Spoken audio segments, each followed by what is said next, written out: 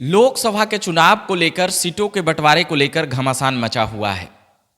उसी के बीच नीतीश कुमार लंदन गए थे और आज लंदन से उन्हें बुला लिया गया।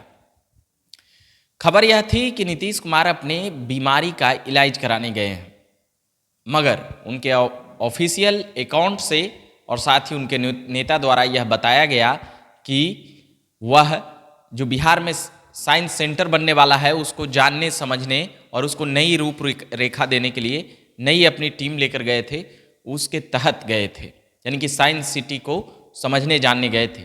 मगर राजनीतिक गलियारों में खुलेआम यह चर्चा थी कि वह अपना स्वास्थ्य का इलाज कराने गए थे। अब एनडीए में क्यों सीट बंटवारे को लेकर इतनी माथापच्ची हो रही है? पहले इतनी माथापच्ची क्यों नहीं होती थी और क्यों नहीं हुई आज तक?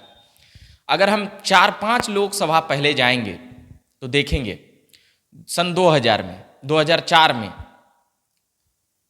जदयू और भाजपा थी, फिर 2009 में जदयू और भाजपा थी, मगर 2009 में एनडीए को 32 सीटें मिली थी। फिर 2014 में उस समय नीतीश कुमार की पार्टी जदयू 20 सीटें जीती थी और भाजपा जीती थी बाकी। उसके बाद 2014 में 31 सीटें जीती थी, 22 उसमें भाजपा की थी, 6 लोजपा की थी और 3 उपेंद्र कुशवाहा की पार्टी की थी, आरएलएसपी की। तो कुल जोड़कर 31 सीटें थी। वहीं 2019 में 39 सीटें एनडीए यहाँ जीत गई, जो ऐतिहासिक था। अभी तक ऐसा नहीं हुआ था बिहार में। 40 सीटों में 39 जीत गई। तो उसके बाद बीच में नीतीश कुमार छोड़कर चले गए और फिर अभी आए हैं तो सीटों को लेकर।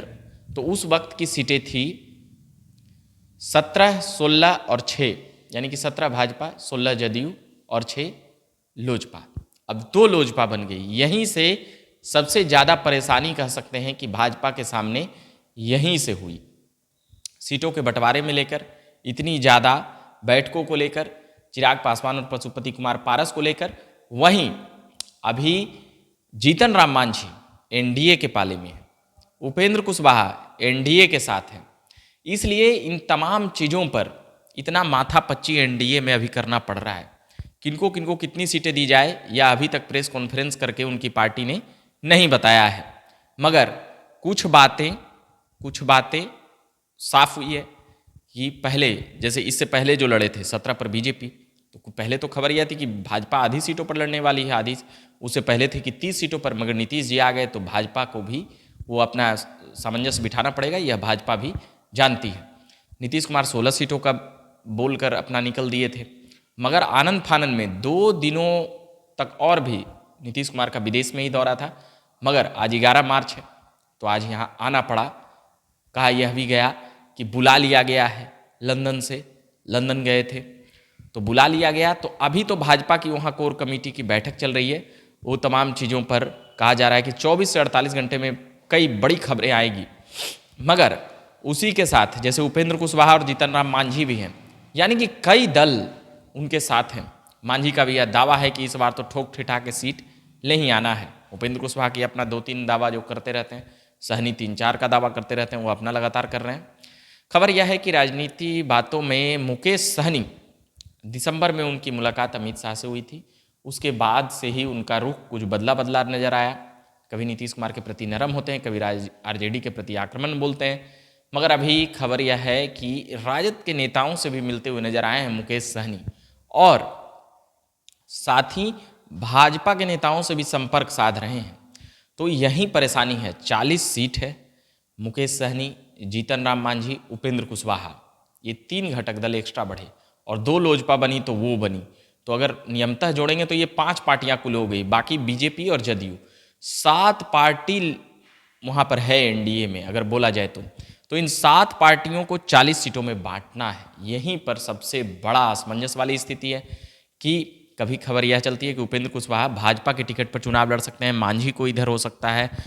तो ये तब तक खबरें चलते रहेगी जब तक कि पार्टी अपने तरफ से प्रेस कॉन्फ्रेंस करके तमाम चीज़ों को पूरा बिंदुवार वह न बोल दे, तब तक ये खबरें सभी लोगों की तरफ से बिग ब्रेकिंग, बिग अपडेट करके चलते रहेगी। मगर चिराग पासवान का अभी 24 घंटा पहले कुछ ऐसा भाषण हुआ कि वहाँ से ही कई चीज़ें कि हमारा गठबंधन जनता से है, कई लोग प्रेशर पॉलिटिक्स भी बता रहे हैं, राजनीतिक विश्लेषक और राजनीतिक पंडित, ये प्रेशर पॉलिटिक्स है। वहीं उनके पार्टी का दावा है और साथ ही राजद और ऐसी तमाम पार्टियों का दावा है कि 10 सीटों पर चिराग पासवान को ऑफर है।